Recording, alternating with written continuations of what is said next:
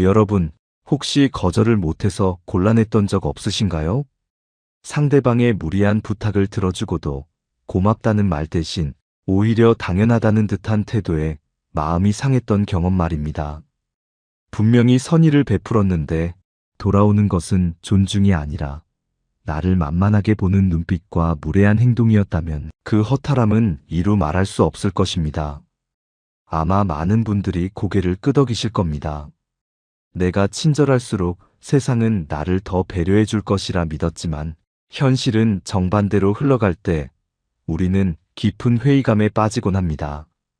착한 사람이라는 평가 뒤에 숨겨진 호구라는 비아냥을 견디며 스스로를 자책하기도 하지요.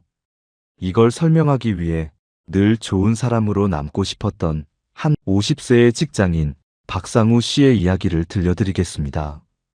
박상우 씨는 회사에서 이른바 예스맨으로 통했습니다.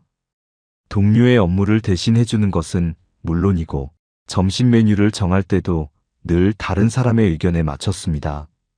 자신의 감정보다는 타인의 기분을 먼저 살폈고 혹여나 갈등이 생길까봐 억울한 상황에서도 쓴웃음을 지으며 넘기기 일쑤였습니다.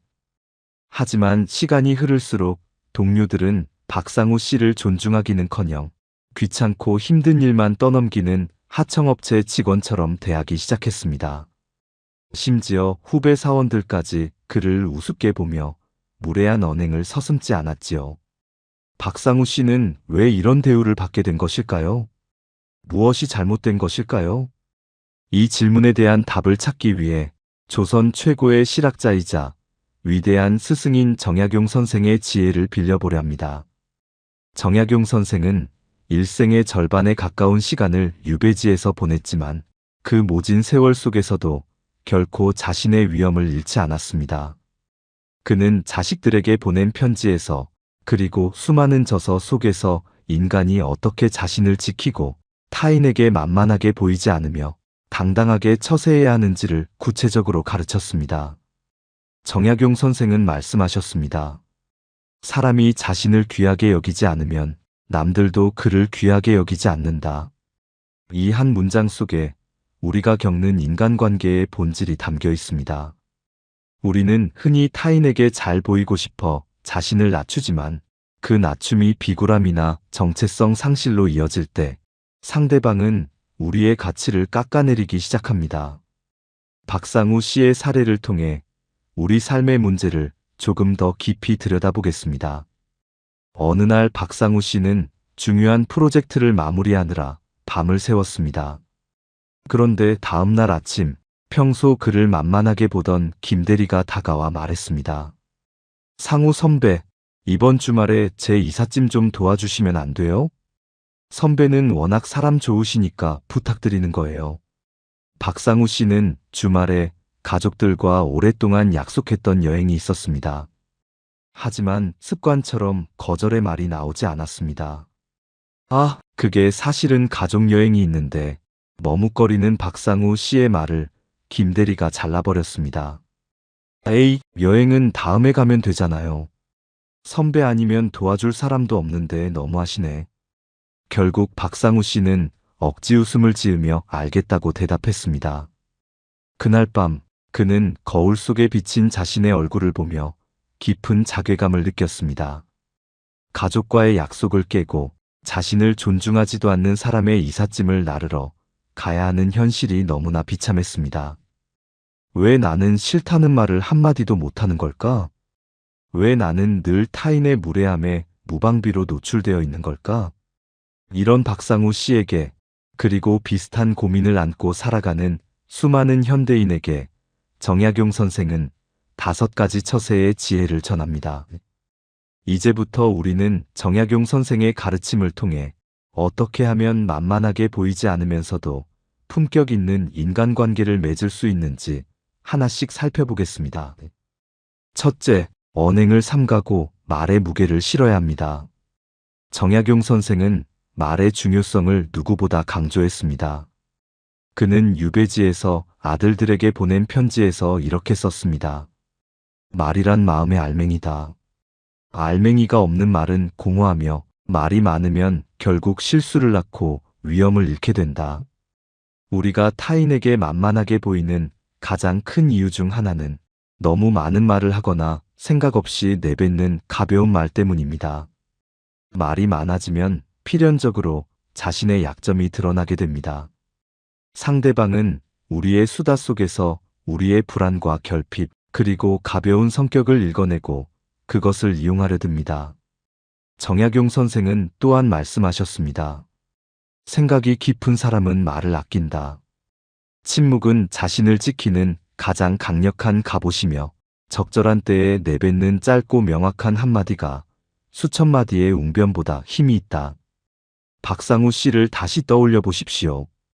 그는 동료들과 대화할 때 늘 분위기를 맞추기 위해 불필요한 농담을 던지거나 자신의 사적인 고민을 너무 쉽게 털어놓았습니다. 자신의 고달픈 처지를 이야기하면 동료들이 공감해 줄 것이라 믿었지만 현실은 달랐습니다. 동료들은 그의 고민을 안주거리로 삼았고 그가 겪는 고충을 약점으로 파악하여 무리한 요구를 하는 근거로 삼았습니다. 만만하게 보이지 않으려면 먼저 입을 닫는 법부터 배워야 합니다. 상대방의 질문에 즉각적으로 대답하기보다 잠시 숨을 고르고 생각한 뒤에 답변하십시오. 이 짧은 정적이 당신에게 무게감을 부여합니다. 말을 할 때는 끝맺음을 분명히 하고 자신의 의견을 조리 있게 전달하되 군더더기를 떼어내십시오. 글쎄요, 잘 모르겠지만 아마 그렇지 않을까요? 라는 애매한 표현 대신 그 부분에 대해서는 다시 확인해 보겠습니다. 혹은 제 생각은 이렇습니다. 라고 명확하게 말하는 태도가 필요합니다. 정약용 선생은 이를 가리켜 언행의 절도라고 불렀습니다. 자신의 말을 아끼는 사람은 타인으로부터 함부로 다루어지지 않습니다. 말수가 적지만 핵심을 찌르는 사람에게 사람들은 자연스럽게 경외심을 느끼게 됩니다. 오늘부터 여러분도 연습해 보십시오. 불필요한 설명은 줄이고 자신의 주장을 단호하고 정중하게 전달하는 습관을 기르는 것입니다. 말의 무게가 실릴 때 비로소 여러분의 존재감도 묵직해질 것입니다. 둘째, 감정을 쉽게 드러내지 말아야 합니다. 정약용 선생은 감정의 절제를 군자의 기본 덕목으로 꼽았습니다. 그는 성질을 급하게 내거나 기쁨과 슬픔을 지나치게 표출하는 것은 자신의 내면을 적에게 그대로 노출하는 것과 같다고 경고했습니다. 사람들은 감정 기복이 심한 사람을 쉽게 다루려 합니다. 조금만 추켜 세워주면 좋아하고 조금만 압박하면 당황하며 화를 내는 사람을 보면 상대방은 그 사람의 조종법을 파악하게 됩니다. 정약용 선생은 말씀하셨습니다. 희노애락을 겉으로 드러내지 않는 것이 위험의 시작이다. 마음속에 파도가 일어도 겉으로는 호수처럼 평온함을 유지해야 한다. 이것은 감정을 억누르라는 뜻이 아닙니다. 자신의 감정이 타인의 말이나 행동에 의해 좌지우지되지 않도록 내면의 중심을 잡으라는 의미입니다. 박상우 씨의 경우 누군가 무리한 부탁을 하면 얼굴에 당황한 기색이 역력했습니다. 상대방은 박상우 씨의 일그러진 표정을 보며 그가 거절하기 어려워한다는 것을 눈치챘고 더욱 강하게 밀어붙였습니다. 반대로 누군가 작은 칭찬이라도 하면 금세 입꼬리가 올라가며 무엇이든 다 들어줄 것 같은 태도를 보였습니다. 이런 감정의 가벼움이 그를 만만한 존재로 만든 결정적인 원인이었습니다. 정약용 선생은 유배 시절 자신을 비난하고 조롱하는 자들 앞에서도 결코 평정심을 잃지 않았습니다. 그는 묵묵히 책을 읽고 글을 쓰며 자신의 내면을 다스렸습니다. 그 무거운 침묵과 평온함 앞에 무례한 자들은 오히려 당황하며 스스로 물러갔습니다. 여러분도 누군가 무례한 행동을 할 때 즉각적으로 화를 내거나 당황하지 마십시오. 그저 차분한 눈빛으로 상대방을 가만히 응시해 보십시오. 아무 말 없이 바라보는 것만으로도 상대방은 자신의 무례함을 깨닫고 심리적 위축을 느끼게 됩니다. 내 감정의 열쇠를 남에게 넘겨주지 마십시오. 내가 언제 기쁘고 언제 화가 나는지를 상대가 빤히 들여다보게 된다면 당신은 그들의 손바닥 위에서 놀아나게 될 뿐입니다. 감정을 다스리는 힘은 곧 타인을 다스리는 힘이며 자신을 지키는 가장 높은 벽이 됩니다. 셋째, 자신만의 원칙과 선을 분명히 그어야 합니다. 정약용 선생은 예절이란 단순히 공손한 것이 아니라 사람과 사람 사이에 마땅한 경계를 지키는 것이라고 가르쳤습니다. 그는 말씀하셨습니다. 얘가 아니면 보지도 말고, 얘가 아니면 듣지도 말며, 얘가 아니면 행하지도 마라. 이 엄격한 가르침은 자신에게는 물론 타인에게도 적용됩니다. 우리가 만만하게 보이는 이유는 상대방이 나의 경계를 넘어올 때 그것을 허용했기 때문입니다. 한 번 선을 넘은 사람은 반드시 2번, 3번 넘게 되어 있습니다. 그리고 나중에는 아예 선이 없다고 생각하며 무례하게 행동합니다. 박상우 씨는 동료들이 자신의 개인적인 시간을 침범하거나 자신의 업무 영역을 무시하고 끼어들 때 단 한 번도 여기까지입니다. 라고 말하지 못했습니다. 그는 그것이 배려라고 생각했지만 정약용 선생의 관점에서는 그것은 배려가 아니라 방임이었습니다. 자신의 권리를 스스로 포기하는 자를 누가 존중해 주겠습니까? 정약용 선생은 목민심서에서 관리들이 백성을 대할 때나 상사를 대할 때 반드시 지켜야 할 원칙에 대해 상세히 기술했습니다. 그는 부당한 명령에는 목숨을 걸고 항변해야 하며 자신의 직분을 지키기 위해 타협하지 않는 강직함이 있어야 한다고 강조했습니다. 이러한 강직함이 바로 만만하게 보이지 않는 힘의 근원입니다. 여러분, 인간관계에도 가이드라인이 필요합니다. 내가 받아들일 수 있는 범위와 그렇지 않은 범위를 명확히 설정하십시오. 상대방이 그 선을 밟으려 할 때는 정중하지만 단호하게 의사를 표시해야 합니다. 이것은 제 업무 영역이 아닙니다. 지금은 제 개인적인 시간이라 도와드리기 어렵습니다. 그런 식의 농담은 불쾌하니 자제해 주셨으면 좋겠습니다. 이런 말들을 하는 것을 두려워하지 마십시오. 처음에는 상대방이 당황하거나 거부감을 느낄 수도 있습니다. 하지만 일관되게 자신의 선을 지키는 모습을 보이면 사람들은 비로소 당신을 함부로 건드릴 수 없는 사람으로 인식하기 시작합니다.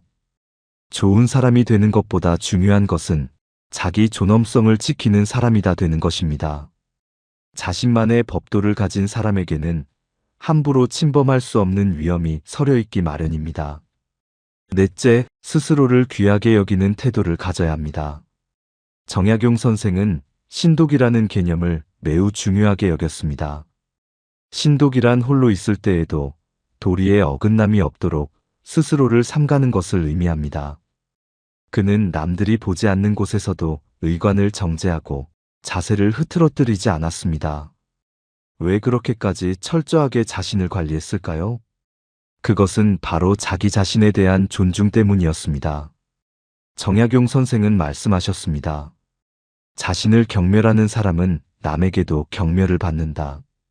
자신을 귀하게 여기는 마음이 밖으로 흘러나와 기품이 되고 위험이 된다. 만만하게 보이는 사람들의 공통점은 자기 자신을 낮게 평가한다는 것입니다. 스스로를 부족하다고 생각하니 타인의 인정에 목을 매고 비굴한 자세로 상대방의 비위를 맞추려 합니다. 하지만 박상우 씨가 깨달아야 했던 사실은 그가 자신을 낮출수록 세상은 그를 더 바닥으로 밀어넣는다는 점이었습니다. 정약용 선생은 유배지라는 최악의 환경 속에서도 자신을 놓지 않았습니다. 비록 죄인의 신분이었지만 그는 스스로를 위대한 학자로 대우했습니다. 매일 아침 일찍 일어나 몸을 씻고 정갈한 옷차림으로 책상에 앉아 지필에 몰두했습니다. 그런 그의 모습에서 뿜어져 나오는 고고한 기운은 그를 감시하던 관리들조차 고개를 숙이게 만들었습니다. 여러분의 가치는 타인의 평가에 의해 결정되는 것이 아닙니다. 여러분이 스스로를 어떻게 대하느냐가 여러분의 가치를 결정합니다. 혼자 있을 때도 스스로를 귀한 손님처럼 대접하십시오. 좋은 음식을 먹고 단정한 옷을 입으며 자신의 몸과 마음을 정성껏 보살피십시오. 자신을 사랑하고 존중하는 사람은 눈빛부터 다릅니다. 등을 곧게 펴고 당당하게 걷는 자세, 자신감 있는 목소리, 타인의 시선에 연연하지 않는 여유로운 태도는 모두 자신을 귀하게 여기는 마음에서 나옵니다. 이런 사람 앞에서는 그 누구도 함부로 무례한 말을 내뱉지 못합니다. 여러분이 자신을 보석처럼 대할 때 세상도 비로소 여러분을 보석으로 대우하기 시작할 것입니다. 다섯째, 침묵의 힘을 활용하고 관찰하는 능력을 길러야 합니다. 정약용 선생은 대화의 기술에 있어서도 남다른 통찰을 가지고 있었습니다. 그는 무조건 말을 많이 하는 것보다 상대방을 관찰하고 상황을 파악하는 능력이 처세의 핵심이라고 보았습니다. 그는 말씀하셨습니다. 지혜로운 자는 귀를 열고 입을 닫으며 어리석은 자는 입을 열고 귀를 닫는다. 상대의 말을 끝까지 듣는 것만으로도 그 사람의 패를 다 읽을 수 있다. 우리가 만만하게 보이는 것은 상대방의 의도를 파악하기도 전에 내 정보를 다 주어버리기 때문입니다. 누군가 공격적인 질문을 던지거나 무례한 말을 할 때 바로 응수하지 말고 가만히 그 사람을 관찰해 보십시오. 그 사람이 왜 그런 말을 하는지, 그 이면에 숨겨진 열등감이나 불안은 무엇인지 조용히 분석하는 것입니다. 박상우 씨는 김대리의 무례한 부탁을 들었을 때 곧바로 거절하지 못한 이유를 생각하며 당황해했습니다. 하지만 정약용 선생의 가르침을 따랐다면 그는 김대리를 묵묵히 쳐다보았을 것입니다. 그 정적 속에서 김대리는 스스로의 무리함을 느끼고 민망해졌을지도 모릅니다. 침묵은 상대방에게 압박감을 줍니다. 내가 말을 하지 않으면 상대방은 내 생각을 알 수 없기에 불안해지고 그 불안함은 곧 존중으로 이어집니다. 정약용 선생은 유배지에서 수많은 사람을 만났지만 먼저 자신의 주장을 내세우기보다 상대의 말을 경청하며 그들의 성품을 파악했습니다. 그 결과 그는 적대적인 환경에서도 자신을 도와줄 조력자들을 얻을 수 있었고 적들의 음모를 사전에 차단할 수 있었습니다. 관찰은 힘입니다. 상대방의 말뿐만 아니라 몸짓, 눈빛, 어투를 세심하게 살피십시오. 그리고 그 정보들을 바탕으로 가장 적절한 타이밍에 가장 날카로운 한마디를 던지십시오. 평소에는 조용하다가 결정적인 순간에 핵심을 찌르는 사람을 세상은 결코 만만하게 보지 못합니다. 군더더기 없는 행동과 깊이 있는 관찰력은 여러분을 범접할 수 없는 아우라를 가진 사람으로 만들어줄 것입니다. 자, 이제 다시 박상우 씨의 이야기로 돌아가 보겠습니다. 정약용 선생의 가르침을 접한 박상우 씨는 큰 충격을 받았습니다. 그동안 자신이 해온 행동들이 배려가 아니라 자신을 파괴하는 행위였음을 깨달은 것입니다. 그는 다음 날부터 달라지기로 결심했습니다. 주말이 되기 전 김대리가 다시 박상우 씨에게 다가왔습니다. 상우 선배, 토요일 아침 9시까지 저희 집 앞으로 오시는 거 잊지 않으셨죠? 사다리차 비용 아끼게 선배가 힘 좀 써주세요. 평소 같으면 억지 웃음을 지으며 네, 알겠습니다. 라고 했을 박상우 씨였지만 이번에는 달랐습니다. 그는 하던 일을 멈추고 고개를 들어 김대리의 눈을 똑바로 응시했습니다. 그리고 약 5초간 아무 말 없이 침묵을 유지했습니다. 갑작스러운 정적에 김대리는 당황한 듯 눈동자를 굴렸습니다. 선배, 왜 그러세요? 박상우 씨는 차분하고 낮은 목소리로 말했습니다. 김대리, 내가 지난번에 가족여행이 있다고 말했을 텐데 그걸 무시하고 본인 이삿짐을 도와달라고 하는 건 예의가 아니지 않나? 내 주말은 김대리의 사다리차 비용을 아껴주기 위해 존재하는 시간이 아니네. 도와줄 수 없으니 그렇게 할게. 박상우 씨의 말투는 평소보다 훨씬 간결했고 힘이 실려 있었습니다. 화를 내지도 않았고 목소리를 높이지도 않았습니다. 하지만 그 단호한 태도에 김대리는 할 말을 잃고 뒷걸음질 쳤습니다. 아니, 저는 그냥 친해서 부탁드린 건데 기분 나쁘셨다면 죄송합니다. 김 대리는 꼬리를 내리며 서둘러 자리로 돌아갔습니다. 그날 이후 박상우 씨는 회사에서의 행동거지를 완전히 바꿨습니다. 불필요한 농담을 줄였고 자신의 사생활을 공유하지 않았습니다. 부당한 업무 지시에는 논리적으로 반박하며 자신의 선을 분명히 했습니다. 동시에 자신이 맡은 일은 그 누구보다 완벽하고 정갈하게 처리했습니다. 그러자 놀라운 일이 벌어졌습니다. 그를 무시하던 동료들이 하나둘씩 그를 진지하게 대하기 시작한 것입니다. 그에게 함부로 일을 떠넘기던 상사들도 이제는 그의 의견을 먼저 묻고 존중의 태도를 보였습니다. 박상우 씨는 더 이상 예스맨이 아니었지만 예전보다 훨씬 더 깊은 신뢰와 존경을 받는 사람이 되었습니다. 그는 이제 거울 속의 자신을 보며 미소 지을 수 있게 되었습니다. 여러분, 만만하게 보이지 않는다는 것은 남 위에 군림하거나 남을 괴롭히는 것을 의미하지 않습니다. 그것은 자신의 영혼을 지키는 최소한의 방어 기제를 갖추는 것이며 인간으로서의 품격을 유지하는 것입니다. 정약용 선생이 고통스러운 유배 생활 속에서도 빛을 잃지 않았던 이유는 그의 마음속에 꺾이지 않는 자아의 중심이 있었기 때문입니다. 그는 외부의 비바람에 흔들릴지언정 뿌리째 뽑히지는 않았습니다. 우리 삶도 마찬가지입니다. 세상은 때로 잔인하고 무례합니다. 우리가 조금이라도 빈틈을 보이면 달려들어 우리의 가치를 깎아내리려 할 것입니다. 그럴 때마다 정약용 선생의 지혜를 기억하십시오. 말을 아끼고 감정을 다스리며 선을 긋고 자신을 귀하게 여기며 침묵 속에서 세상을 관찰하십시오. 이 5가지는 단순한 처세술이 아니라 여러분의 삶을 지탱하는 강력한 기둥이 될 것입니다. 진정한 강함은 겉으로 드러내는 근육이 아니라 내면의 단단함에서 나옵니다. 여러분은 충분히 귀하고 존엄한 존재입니다. 누구도 여러분의 허락 없이 여러분을 함부로 대하게 두지 마십시오. 여러분이 스스로를 단단한 보루로 만들 때 세상은 비로소 여러분에게 길을 내어줄 것입니다.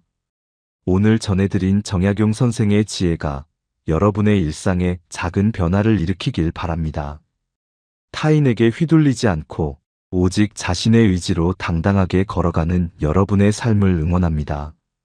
오늘 이야기가 여러분의 가슴에 묵직한 울림을 주었다면 스스로를 지키는 지혜의 힘이 더욱 널리 퍼져나갈 수 있도록 구독과 좋아요로 함께해 주세요. 여러분이 겪었던 인간관계의 어려움이나 나를 지켜냈던 소중한 경험들을 댓글로 나눠주신다면 그것이 또 누군가에게는 커다란 용기가 될 것입니다. 지혜로운 삶을 향한 이 여정에 언제나 여러분과 함께하겠습니다. 오늘도 내면의 평온과 당당함을 잃지 않는 아름다운 하루 보내시길 바랍니다. 감사합니다. 지혜의 숲이었습니다.